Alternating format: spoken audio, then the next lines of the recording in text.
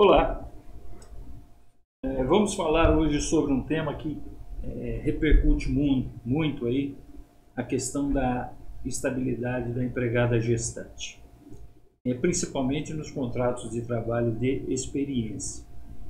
O Supremo Tribunal Federal fixou o tema de repercussão geral 497, tá? Em que ele trata desse assunto, onde a dispensa da empregada gestante dá o direito à estabilidade ou indenização em caso de rescisão do contrato de trabalho sem justa causa ou de forma arbitrária. Se o empregador dispensar desta forma, então a empregada teria direito à estabilidade ou então à indenização substitutiva.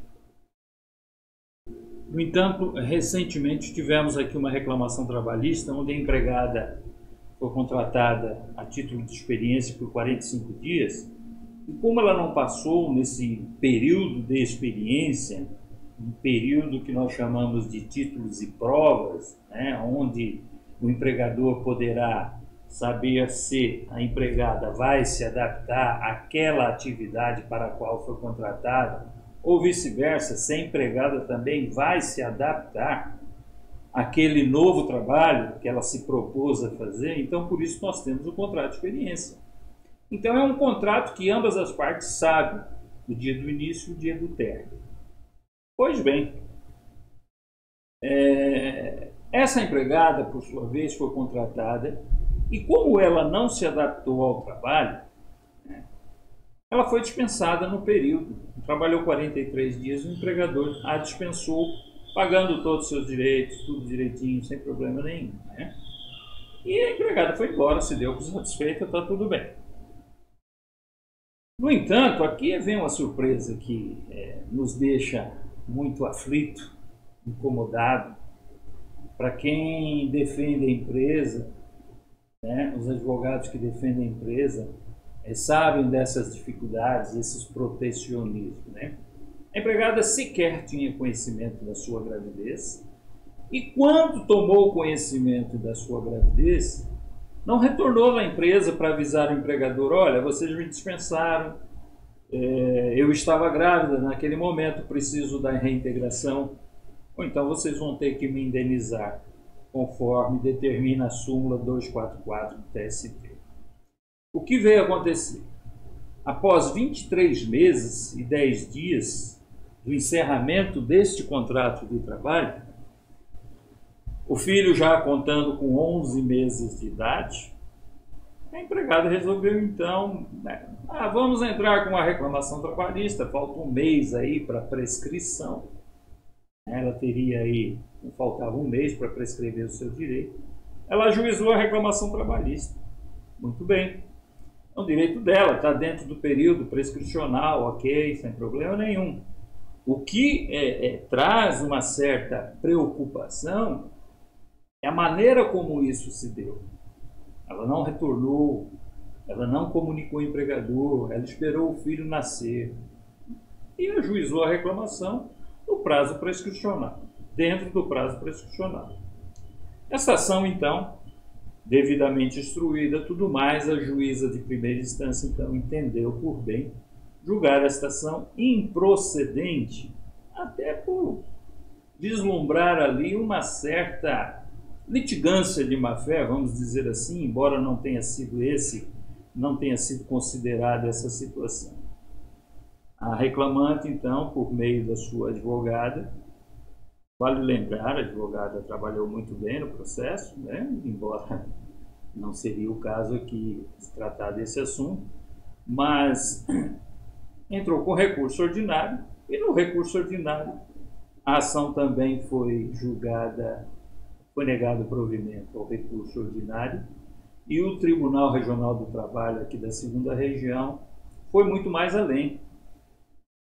E ele, então, colocou que aquilo era uma tentativa, sim, de enriquecimento ilícito, uma forma não ortodoxa, né, de se comportar dentro de um processo, ou pelo menos comunicar o seu empregador desta situação.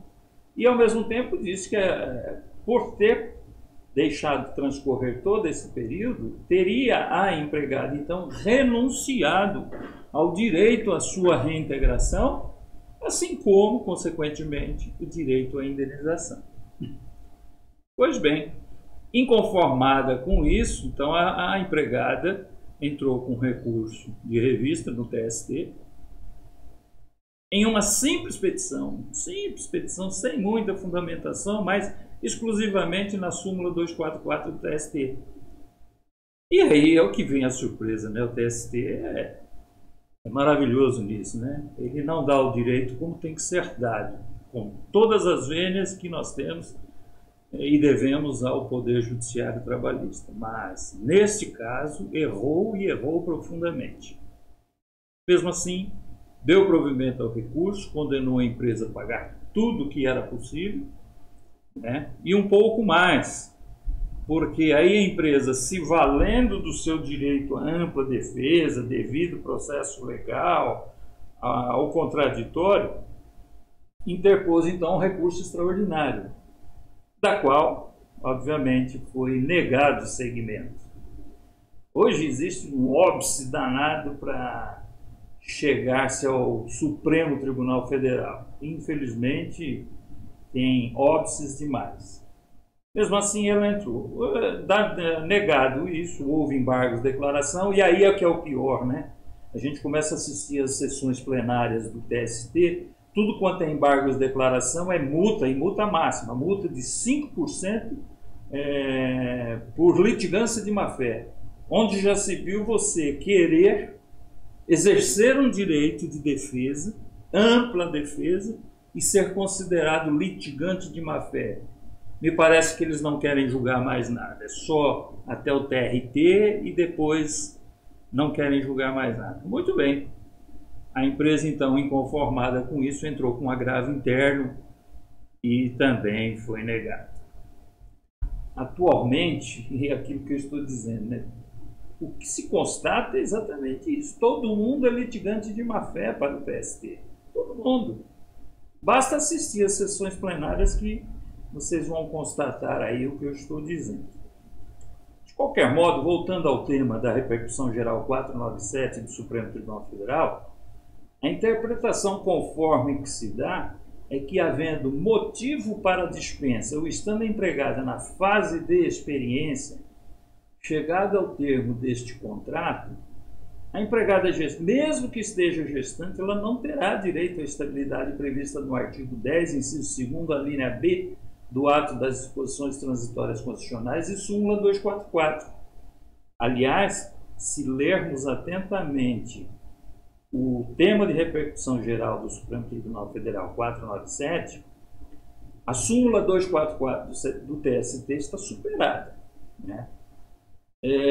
Porque o Supremo Tribunal Federal deu interpretação conforme ao dispositivo legal, uma vez que a manutenção da súmula 244 do TST impõe sacrifício ao empregador e, quando não, cria até mesmo obstáculo à contratação de mulheres em face desses entraves encontrados pelo empregador.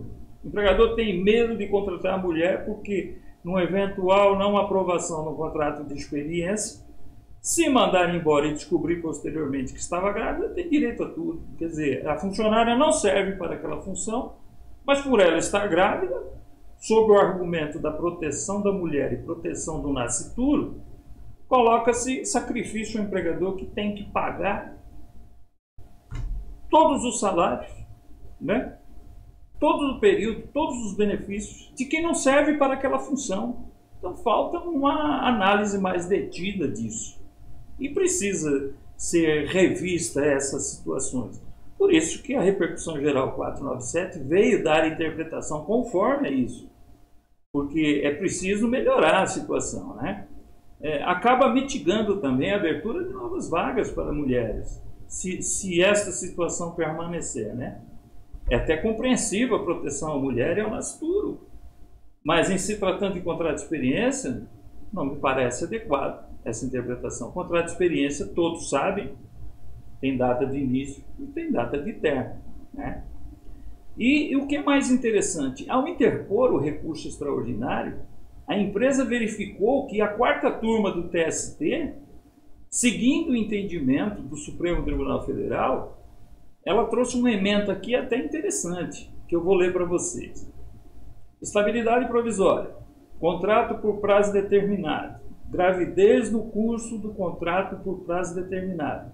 Súmula 244-3 do TST. Tema 497 da repercussão geral do Supremo Tribunal Federal. Efeito vinculante, ou seja, efeito vinculante. Toda e qualquer decisão em casos semelhantes, o TST é obrigado a acompanhar o entendimento do Supremo Tribunal Federal. Por existir aí um efeito vinculante, eles estão vinculados à tese de repercussão geral 497 do Supremo Tribunal Federal. Então ele diz o seguinte: efeito vinculante e eficácia erga omnes, aplicação obrigatória da tese até a estabilização da coisa julgada. Ou seja, há muita dúvida ainda sobre esse assunto. Mas o TST não segue essa repercussão geral, ele nega todos os recursos possíveis. Assim, então, o que eu vejo é que, sendo um pouco breve aqui, mas vou refletir melhor sobre esse assunto, porque tudo no TST se nega, contrário ao empregador, né? Merece uma maior reflexão sobre a análise desse tema, e sugiro que aqueles que nos assistem aí leia atentamente essa repercussão geral 497, até porque a fala, o voto do ministro Marco Aurélio é muito interessante, né?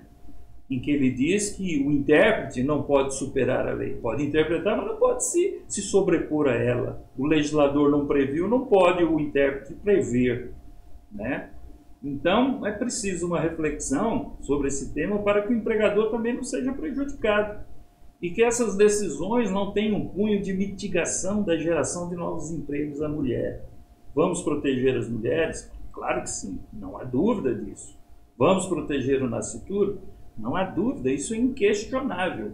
O que não pode é, dentro de um contrato de experiência, que é um ato jurídico perfeito e acabado, haver interpretação diversa. Tá? Tem início e tem término? Acabou aquele tempo, acabou, encerra. E é isso o tema 497. Ele diz que o direito à estabilidade e à indenização só se dá em caso de dispensa sem justa causa ou dispensa arbitrária.